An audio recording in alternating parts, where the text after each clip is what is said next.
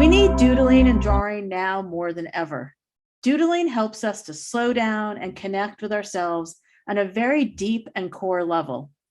Drawing is a way that we as humans can explore and develop a deeper connection to our senses and the world around us. Where you are listening right now, what I want you to do is just to pick up a pencil or a pen, and I just want you to start to doodle. Don't think about it, just start.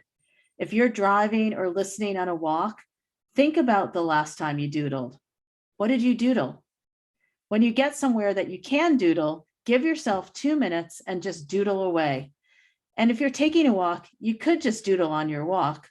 Sit on a bench or a tree stump and take out a pencil and doodle on a scrap piece of paper in your pocket, or take a stick and doodle in the dirt. Some people, when they doodle, like to make webs or concentric circles, triangles, or looping lines. There doesn't have to be any rhyme or reason. Just let your hand wander and see where it takes you. See where your doodle will take you. Even artists might draw a certain way when they're making their artwork, but when they're doodling, they go back to what is comfortable and the way that they've doodled for years, or maybe even decades. I know that when I doodle, I like to make these cubes that overlap and networks of circles and lines. It's calming to always come back to this. I doodle on the back of envelopes or paper bags or whatever's near me when I need to zone out or listen carefully. Sometimes I'll add a sporadic word if I'm listening to a lecture or on a call, and then doodle around the word. There's like this back and forth of doodles and text and back to doodles, and I like to see where my hand takes me. And I love looking back at these doodles because I can remember where I was and what I was listening to when I was doodling. And that's the thing about doodling. If you need a brain break and need to unfocus for a bit because you've been concentrating too hard, then doodling is the perfect thing.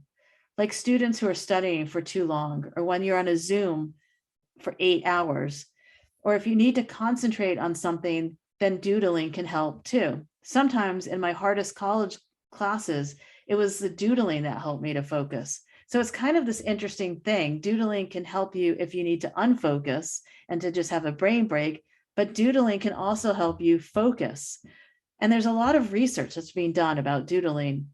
Did you know that students who doodle before an exam do better? That doodling itself can prompt an immediate calming effect. So if you're feeling stressed out, doodling is a great thing to do. Picking up and using a pencil is critical for your eyes, your hand, and brain.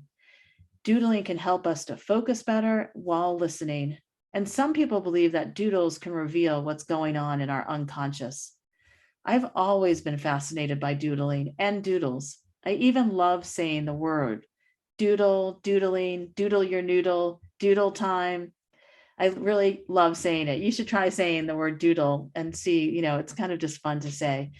At least 26 of our 44 American presidents doodled. And I wonder if they were doodling to help them de-stress or help them to focus in a meeting. I've always wondered where they did their doodles. Our doodles are kind of like transmissions from our brain and the activity of our brain on a piece of paper. So it's fun to look back and wonder, like, what's our unconscious trying to tell us through our doodles? If you think about our day or your day, I would guess that there may be times that you're not even picking up a pen or pencil for a day or for a week, that we're so mediated through our phones and computers that we can go a long time without actually writing anything on paper. But we need to pick up a drawing or writing tool and doodle. Connecting our hand, eyes, and brain is important for us as humans. So a 5-minute doodle every day allows us to feel the drag of the pen across the paper. It is kinesthetic and it's tactile. Doodling has a texture. It's a sensory experience. And as we walk through this world as human beings, we are multisensory. We see, hear, smell, taste, touch. Doodling grounds us. I'm pushing everyone right now to take some doodle breaks, or like I like to call them, doodle escapes. These are 5-minute doodle downtime sessions that can be just what you need right now. Whether you're just stressed out from the news, or you've been at your desk for 10 hours, or on virtual calls all day, or you're a student feeling like overwhelmed by everything you have to do, or you're a parent who's looking for new ways to engage your teens and tweens. having doodling as an activity is a really great thing to do. These creative doodling exercises give you a different way to change your mood, de-stress, challenge your brain, and just relax in a new way. So discover what doodling and doodles can do for you. They allow you to escape your doldrums or escape your current reality. So when you doodle, and you don't have to worry about it looking any different way, that doodling, there is no mistakes. So do you doodle?